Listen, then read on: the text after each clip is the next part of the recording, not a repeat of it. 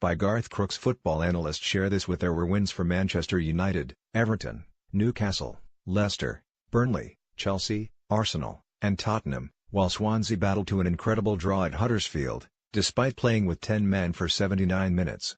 But who has impressed me this week? Here's my team for this week. Troy Deeney doesn't miss many, but if he was going to miss a penalty, then who better to save it than Petr Cech? The Czech international may be past his best, but both will go down in history for very different reasons. However, Cech can take great comfort in achieving a great Premier League landmark. To reach 200 Premier League clean sheets is very special. He has been a great keeper and an even better professional. Did you know? Goalkeeper Petr Cech is the first to keep 200 clean sheets in the Premier League. Ashley Young, Manchester United. The possibility of Ashley Young being selected for England's World Cup squad in Russia still fills me with amazement, but it is becoming a distinct possibility with every game. His performance against Liverpool was impressive. Quite apart from his naturally competitive nature and his desire to want the ball, he never gave Mo Salah a kick.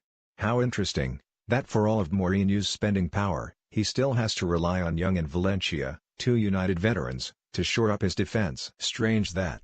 Did you know? Ashley Young made the most combined tackles and interceptions, 9, 5 tackles, 4 interceptions, of all Manchester United players against Liverpool.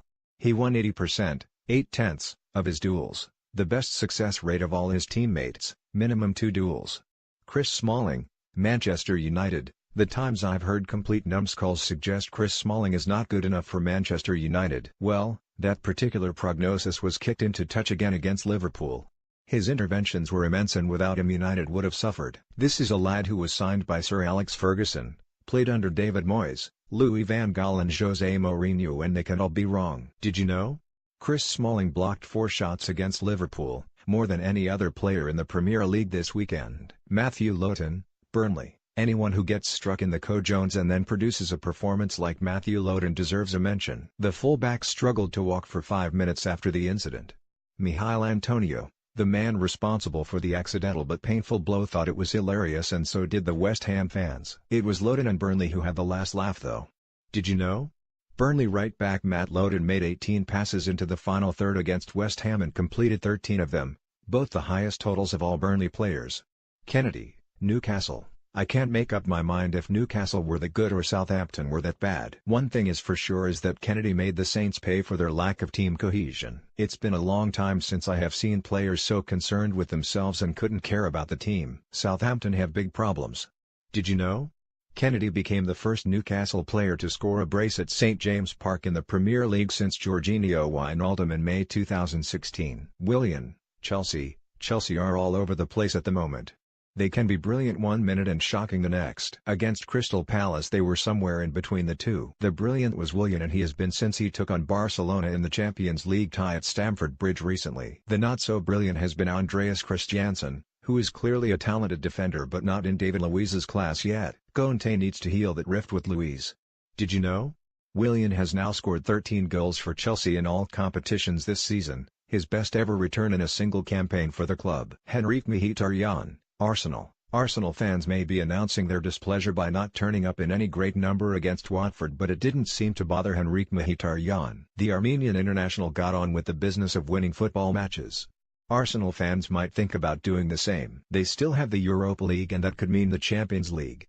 A great time for Wenger to consider a dignified exit. Did you know? Henrikh Mkhitaryan now has the same record this season in 9 appearances for Arsenal in all competitions as he did in 22 games for Manchester United, 2 goals, 5 assists.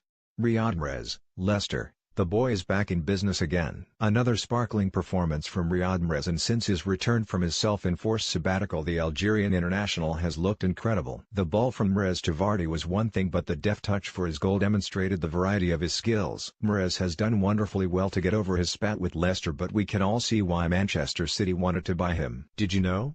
Riyad Mahrez has now been involved in 18 Premier League goals this season, 10 goals, 8 assists, twice as many as last season, 6 goals, 3 assists. Marcus Rashford, Manchester United, and about time. My comments in the crux of the matter, below, go much further, but when is Mourinho going to stop treating Marcus Rashford like a child?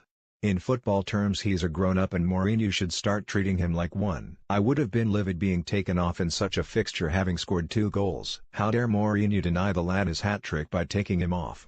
Did you know? Manchester United had just 2 shots on target against Liverpool, both of which were scored by Marcus Rashford, 13-34 and 23-37, who has scored with 29% of his shots against Big Six clubs in the Premier League. Jamie Vardy, Leicester City, what a strike. The ball from Mahrez was lovely, but the finish by Jamie Vardy was absolutely sensational. Didn't it occur to West Brom players the time and space they were giving Mahrez to chip the ball so perfectly onto Vardy's right foot? Well, they do now, and while they're at it they can also have a good look where they are in the table. Did you know? Jamie Vardy has scored in all 4 of his Premier League appearances against West Bromwich Albion at the Hawthorns, 4 goals. Ashley Barnes, Burnley, they've only gone and done it again. Ashley Barnes and Chris Wood are fast becoming a partnership. All credit to manager Sean Dyche, who spotted West Ham's vulnerability. However, fans running onto the pitch is totally unacceptable. Fans can make whatever protests they like, but they must remember they are the 12th man and the Hammers need to be helped, not hindered. Did you know? Ashley Barnes has scored in 3 successive appearances for Burnley. The last time he scored in 3 successive games was back in May 2011 for Brighton, 4 games. You've seen my picks this week. But who would you go for? Choose your 11 from the short list selected by BBC Sport journalists and share it with your friends. Pick your 11 from our list and share with your friends. Marcus Rashford's lack of starts for Manchester United this season should not affect his chances of playing for England at the World Cup, says manager Jose Mourinho. But it will.